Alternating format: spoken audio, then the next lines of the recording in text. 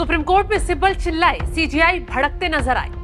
वक्फ कानून पर supreme court में 7 दिन में मोदी करेंगे बड़ा खेल। 3 संशोधन, कैसे फंस गए विरोधी मौलाना।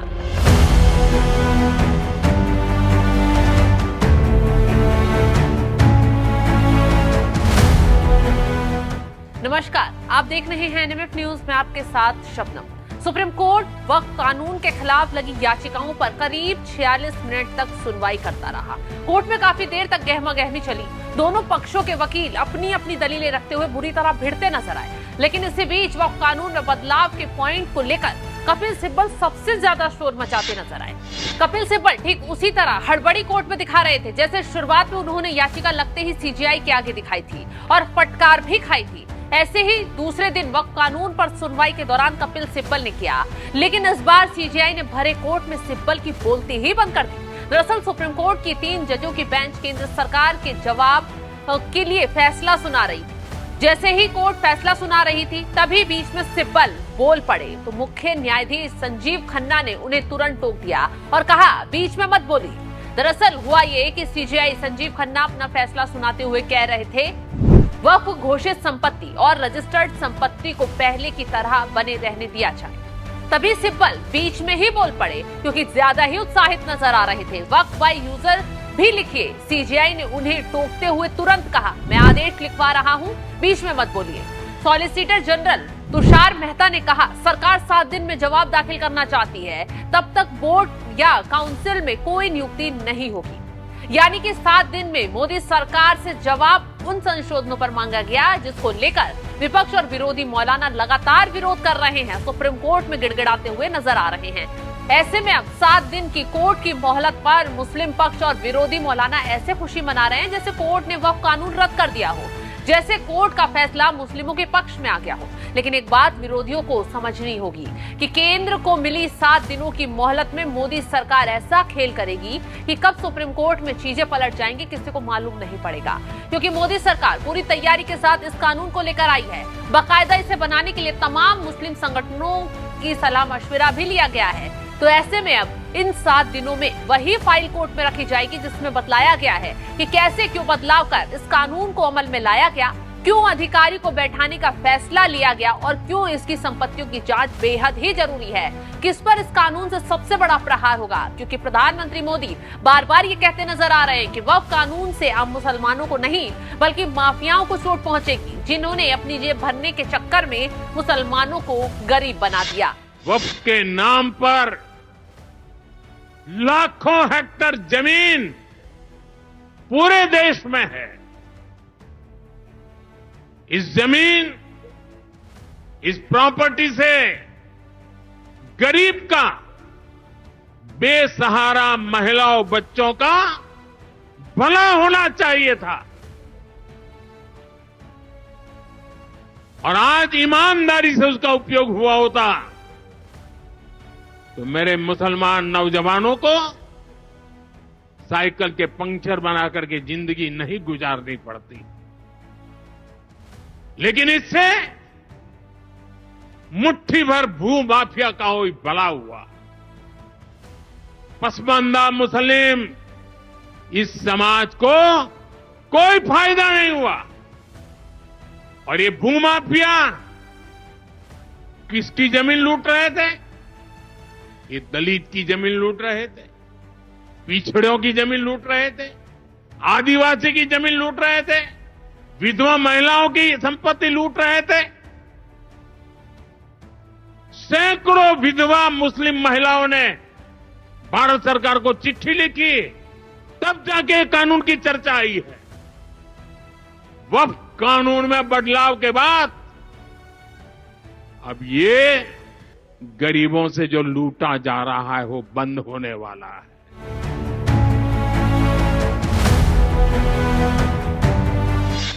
तो प्रधानमंत्री मोदी बार बार कह रहे हैं इस कानून से माफियाओं पर प्रहार होगा, गरीबों को उनका हक दिलवाया जाएगा, क्योंकि खुलासा बार बार यही हो रहा है कि कुछ माफिया वक्फ के नाम पर संपत्तियों पर खेल करने के काम में जुटे हुए हैं। वक्फ की संपत्ति न सिर्फ गलत इस्तेमाल में लाई जा रही है, बल्कि जिस जमीन और पैसों को गरीब बेसहाराओं के लिए इस्तेमाल किया जाना था, उस जमीन पर चंद माफिया मौज उड़ा रहे हैं। और यही बात अब कोर्ट में रखी जाएगी। वहीं इसी के साथ 3 चीजों पर मोदी सरकार पहले ही कोर्ट में खेल कर चुकी है और विपक्ष को इसकी भनक भी नहीं लगी है। एक बड़ा कदम पीछे मोदी सरकार ने खींच लिया। अगर इस कदम पर पहले सुप्रीम कोर्ट फैसला सुनाता तो मोदी सरकार की किरकिरी होती, लेकिन यहां मास्टर स्ट्रोक चलते ही पहले ही मोदी सरकार ने कोर्ट में 3 चीजों पर खेल कर दिया। कोर्ट के रुख को देखते हुए सरकार ने 3 बातें खुद ही कह दी। तुषार मेहता ने कोर्ट को भरोसा दिया, अगले 1 हफ्ते तक वक्फ कानून में कोई बदलाव नहीं होगा। वक्फ बाय यूजर चाहे रजिस्टर्ड हो या अनरजिस्टर्ड, वो अगले 1 हफ्ते तक वैध माना जाएगा। राज्य सरकारें फिलहाल कोई नया वक्फ बोर्ड या काउंसिल बनाने की सिफारिश नहीं करेंगी। खैर, अब मोदी सरकार हर एक पहलू पर बारीकी से काम कर रही है और विपक्षी अभी खुशी मना रहे हैं कि वो वक्फ कानून कोर्ट में रद्द करवा देंगे, लेकिन ये संभव नहीं है। कुछ पहलुओं पर रोक जरूर लग सकती है, लेकिन जो विधेयक संसद से पास होकर जो कानून बना है उसे रद्द करवाना विपक्ष के लिए इतना आसान नहीं होगा। वहीं दूसरी तरफ कोर्ट वक्फ बाय यूजर पर काफी चर्चा कर रही थी। ऐसे में पहले ये जान लीजिए कि वक्फ बाय यूजर आखिर है क्या, जिसे लेकर कपिल सिब्बल सबसे ज्यादा चर्चा कोर्ट में करते हुए नजर आए। वक्फ बाय यूजर क्या है? मुस्लिम धर्म में मान्यता है कि जब कोई इंसान किसी चीज जैसे जमीन या मकान को खुद तो अपने पास ही रखता है, लेकिन कहता है कि इसका उपयोग अब सिर्फ अल्लाह के नाम पर होगा ताकि इसका फायदा समाज को मिल सके, तो उसे वक्फ कहते हैं। मान लीजिए किसी आदमी के पास एक जमीन है, वे उस जमीन को वक्फ कर देते हैं, यानी कहता है कि अब ये जमीन अल्लाह की होगी। यहाँ पर मस्जिद, मदरसे, अस्पताल कुछ भी खुलवाए जा सकते हैं जो गरीबों के लिए काम आए, लेकिन वह शख्स उस जमीन का इस्तेमाल खुद भी करता है। ऐसे ही मामलों को वक्फ बाय यूजर कहा जाता है। वे इसका कानूनी तौर पर मालिक नहीं रह जाता, लेकिन इस्तेमाल करता रहता है। वक्फ बाय यूजर को लेकर कपिल सिब्बल ने सरकार के स्टैंड पर जमकर विरोध किया है, लेकिन सीजेआई ने साफ साफ कहा है अगर आप वक्फ की संपत्ति का रजिस्टर करवाएंगे तो रिकॉर्ड रखना आसान होगा, लेकिन सरकार ने वक्फ बाय यूजर ही खत्म कर दिया है। खैर, अब सारे पहलुओं पर सुप्रीम कोर्ट में 7 दिन में जवाब दाखिल मोदी सरकार की तरफ से किया जाएगा और आसार यही नजर आ रहे हैं कि मोदी सरकार एक बड़ा खेल सुप्रीम कोर्ट में करेगी। सारी बाजी एक झटके में पलट जाएगी। जो खुशी मना रहे हैं उनकी खुशी भी गम में तब्दील हो जाएगी। खैर, जैसे ही मोदी सरकार को 7 दिन की जवाब देने की मोहलत दी गई तो तुरंत दाऊद बोहरा समाज के लोगों ने प्रधानमंत्री मोदी से पीएमओ में मुलाकात की है और वक्फ कानून पर धन्यवाद दिया है। तो चलिए जाते जाते प्रधानमंत्री मोदी से मुलाकात में क्या कुछ कहा दाऊद बोहरा समाज ने, सुनवाते। और जो आपने अभी वक्फ बिल का जो पास हुआ है उनमें हम माइनॉरिटी विद इन माइनॉरिटी है और उनमें हमें आपने जगह दी है, हमारा नाम आया है और जो काम हुआ है हिंदुस्तान की तरक्की के लिए आपकी ख्वाहिश है कि सबको साथ लेकर चलना है और जो काम हुआ है और हो रहा है वो इंशाअल्लाह इंडिया के लिए, हिंदुस्तान के लिए और पूरे देश के लिए बहुत खूब होगा। और छोटे लोगों की भी, आप भरे गिनती में छोटे हो लेकिन आपके दिल में जगह बहुत ज़्यादा है। ये आपकी जो खूबी है वो शायद किसी में भी नहीं होगी। और ख़ासतन मेरी बहुत दफ़े आपसे मुलाकात का भी टाइम हुआ है, इतने बिज़ी होने के बावजूद भी कान दे के सुनते हैं, ये बहुत खूबी है, शायद किसी में होती है। और मेरा जो एक्सपीरियंस है ऐसे ही लोग प्राइम मिनिस्टर होते हैं।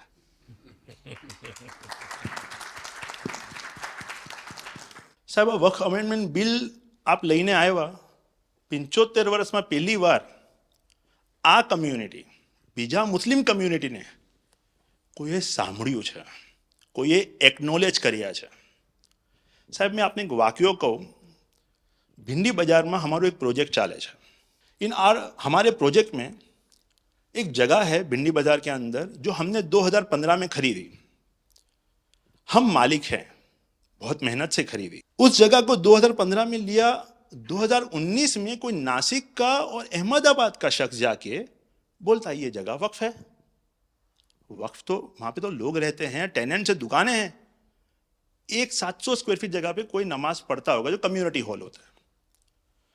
सब ये गवर्नमेंट ने एक्चुअली ये सारी चीजों पे वक्फ कर दिया है। वक्फ का मतलब अब रुक जाओ, ये नहीं चलेगा। बहुत ही महंगी जगह है और हमने बहुत मुश्किल से ली है।